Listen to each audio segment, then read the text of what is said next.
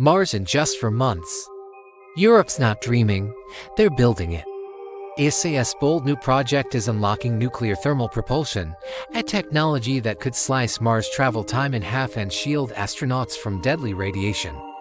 This isn't sci-fi, real engineers, real breakthroughs, and a roadmap already in motion. In this video, we reveal how Europe plans to power spaceflight with nuclear energy, why chemical rockets are finished, and what makes ESA's plan the most advanced on Earth. Buckle up because space travel just got way faster, way safer, and way more serious.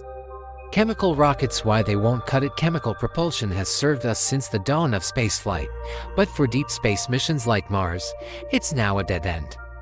These systems rely on burning fuel and oxidizer, usually liquid hydrogen and oxygen, which provides a solid but limited amount of thrust. The problem? We've nearly hit the ceiling of what they can offer. Current chemical rockets take around 9 months to get to Mars. But no matter how much we optimize, the gains are marginal. The physics simply doesn't allow a big leap forward. The issue boils down to mass. The more fuel you need, the more weight you carry, and that demands even more fuel. It's a vicious cycle locked in by the rocket equation. Longer missions also expose astronauts to more cosmic radiation, something you can't ignore when missions stretch over many months. Radiation is a silent, constant threat in space, and 9 months of exposure could seriously endanger crew health. Shielding helps, but that adds even more mass. It becomes a high-stakes juggling act between propulsion, protection, and payload. Then there's the issue of speed. Chemical rockets can only produce a certain delta V, or change in velocity. Missions requiring rapid trajectory adjustments like course corrections, orbit insertions, or emergency aborts strain their limits. In short, chemical propulsion lacks the power and efficiency for safe, flexible, and timely Mars missions. This is why the space community is pivoting to cut radiation exposure, reduce cost, and increase agility. We need a new form of propulsion that breaks this cycle of diminishing returns.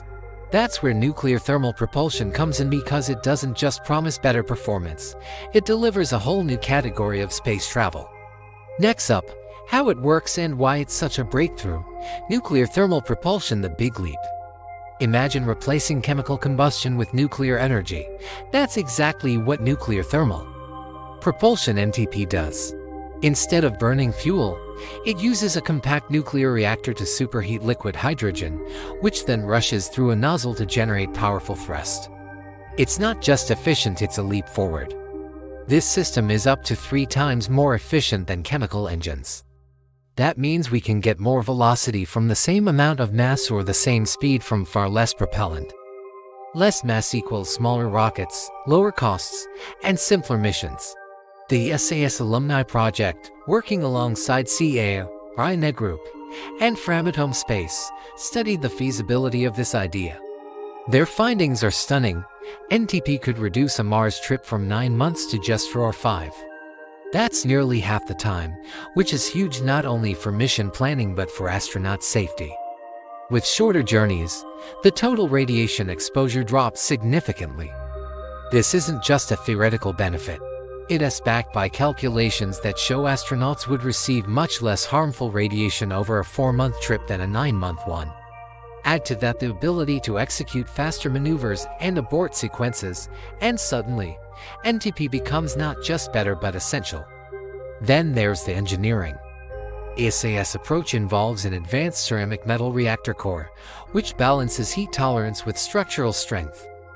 It's a modern upgrade to NASA's old NERVA designs from the 1960s. The design also tackles xenon poisoning, a problem where reactor restarts are blocked by lingering fission byproducts. ESA's concept includes methods to mitigate this and enable multiple engine burns, crucial for complex missions. Hydrogen is the fuel of choice due to its lightweight and thermal efficiency. But alternatives like ammonia are being studied for redundancy and specific mission profiles. Navy also developed sophisticated thermal management systems to prevent the core from overheating and degrading over time. This isn't science fiction. It's a validated concept, moving fast toward reality. The next big step? Providing safety and reliability in space. That's where ESA's roadmap comes in, and it's as ambitious as the tech itself. ESA's safe and strategic roadmap. ESA didn't stop at proving that nuclear thermal propulsion works. They built a step-by-step blueprint to bring it to life safely and strategically, alongside partners like CA and RINE Group. They've addressed every possible risk, from public safety to fuel sourcing. Aiming to deploy a real NTP system by the mid-2030s, safety is central to the design. The nuclear reactor remains inactive on Earth. It only turns on in space, well beyond Earth's atmosphere, completely eliminating re-entry risk or public radiation exposure before activation. The uranium core is non-toxic and has minimal radioactivity, meaning launch risks are minimal when activated. The spacecraft's internal shielding protects astronauts from radiation, and since burns only last a couple of hours at a time, exposure is short and manageable. These design choices answer the biggest fears around space-based nuclear technology.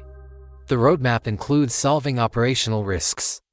Engineers have modeled and proposed fixes for xenon poisoning, which can stop a reactor from restarting.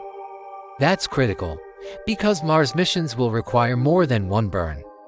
They've also tested advanced thermal control systems to keep the reactor stable under long-duration heat loads. Timing is also in Europe's favor. The US recently pulled back on funding for similar propulsion programs, like NASA's Draco. This shift opens the door for ESA to step into the leadership role.